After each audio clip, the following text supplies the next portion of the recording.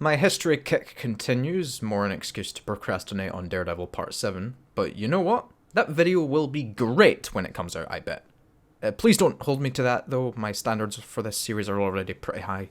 Regardless, I figured I'd take some time off that project to ramble once again about a historical movie. This time about a period I actually know a little bit about, not even gonna lie.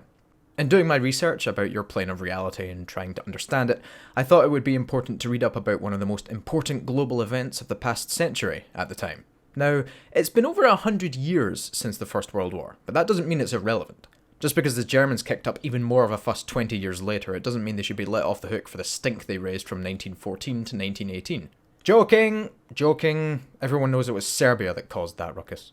But in my reading for the First World War, I never imagined there would be a great movie based on that conflict. Comparatively, you have Saving Private Ryan, The Dam Busters, The Great Escape, and several other classic movies about World War II. That war lends itself better to movies because there's a lot more activity. D-Day, Pearl Harbor, Stalingrad, Overlord, all horrifically brutal events that make fantastically morbid eye candy. Or is it morbidly fantastic? One of the two. With World War I, unless you're going to recreate the Somme, you're going to come up short with grand-scale battles similar to World War II. Thankfully, Sam Mendes recognised he didn't need to do this when writing a World War I film. And he produced one of the best war films in recent years, and on a rarer note, one that isn't about World War II. 1917. 1917 is set in the year... Yep, that one. It follows two young soldiers on the Western Front, Blake and Schofield, as they're tasked with reaching a platoon of troops who believe they've got the Germans on the back foot, but in reality are just winding up their fists for a swift knockout to the British, like Donkey Kong and Smash Brothers. The two men are told to get the info of the trap to the commander of this battalion before they're caught in a German trap and massacred. It's a pretty simple premise, honestly, and that's one of the beautiful things about 1917. There's no grand plan about knocking out the powerhouse tag team of Hindenburg and Ludendorff in a Hell in a Cell match. Just a small story about two soldiers in one area of a much larger war. The film is very deliberately small scale and hyper-focused to reflect, I assume, what the troops felt in World War I. The war was just too big and bloody for them to truly comprehend it, so they were just relegated to doing the best they could in their situations. The film captures this very well in the two characters. Blake is new to the war, still quite smooth around the edges after jumping out of the Red Keep upon seeing the Sept blow up. Crap, wrong universe. Yeah, Blake is still hopeful. He hasn't been in the war long enough to get jaded by it. Basically the opposite to Schofield, who has been in the war for a while longer and has seen enough crap to get jaded and disillusioned with it all. The film does a great job of establishing this in the opening dialogue as they're both called up for the mission. Blake even mentioning the "we'll be home by Christmas" line, as if Schofield hasn't heard that already 113 times. Blake is eager to get going with the mission as his brother is part of the battalion that is headed into the trap. But Schofield is much more cautious and knows that any wrong move will result in their deaths.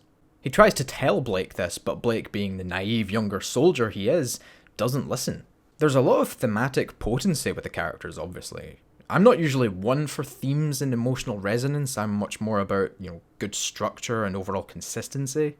But this film portrays the two mindsets of World War I so well, while still keeping both characters grounded and believable on their own, that it's hard not to feel that resonance. Spoiler alert. Spoiler alert. It seems to be a deliberate subversion of expectations that Blake is the one to meet his end, and Schofield is left to finish the mission by himself. But this works wonderfully too, as it allows the more cynical soldier to find hope and something to fight for despite the catalyst for such a thing coming from such a horrible event. The mission ends with him breathlessly pleading to punished Venom Cabbage Patch for the attack to not go ahead, and then meeting with Blake's brother to tell him that, unfortunately, the son of the family you were at war with over Ned Stark's death has met his end on the point of a German blade. 1917 looks incredible too. The setting is rough, bleak, muddy, capturing the grit and grimy beauty of the Western Front trenches so well. No Man's Land has never looked more eerie, the barbed wire never sharper, the Lee Enfields never sexier. The uniforms are accurate, and there's even a shot of a destroyed tank, which is cool and a good detail as tanks were rare on the front. And even rarer was a tank that didn't break down, especially in this year. It's clear Mendes went into this film with notes. He sat down and put the work in to accurately convey the look and feel of World War I. Cinematography-wise, 1917 is made to look like two long takes without cuts. There's one obvious cut after Schofield is shot by the German sniper. From this, it's likely the film is intended to be shown entirely from Schofield's perspective. As we're with him from the start, we follow him as he loses Blake and is taken on the convoy. When he's knocked unconscious, we see blackness, and we run with him across the battle lines as the Germans begin their bombardment at the end. Soon enough, we're back sitting with him at a tree, as he was at the beginning, but this time alone. The cinematographer, Roger Deakins, is a certified PogChamp. Did I use that word right? Oh god, please tell me if I've used that word right. In terms of gripes, there's not a huge amount to mention. To an extent, plot armor exists, like when Schofield takes out the German sniper in the building, but even then he doesn't exactly get away from that without a scratch. The milk in the can before Blake dies is set up and paid off with the baby and the French woman. Another aspect of the war that is shown without becoming, too on the nose and in front of everything. I've heard some people like Lawrence Fox say that the Sikh soldier in the convoy isn't realistic. But dude, Sikh troopers existed, right? This was when Britain still had most of its lovely colonies, so it isn't too unbelievable to imagine there would be at least one here. To be fair, he apologised for that remark, but I think it still warrants a comment. The actual inaccuracy is that the Sikh troops likely would have all fought together in battalions on their own. But that's overall not a massive deal, as it's not a huge part of the film. So yes, overall, even though I am not of your dimension, I still believe World War I is worth remembering for what it was. And 1917 is a brilliant and stark reminder of such an event.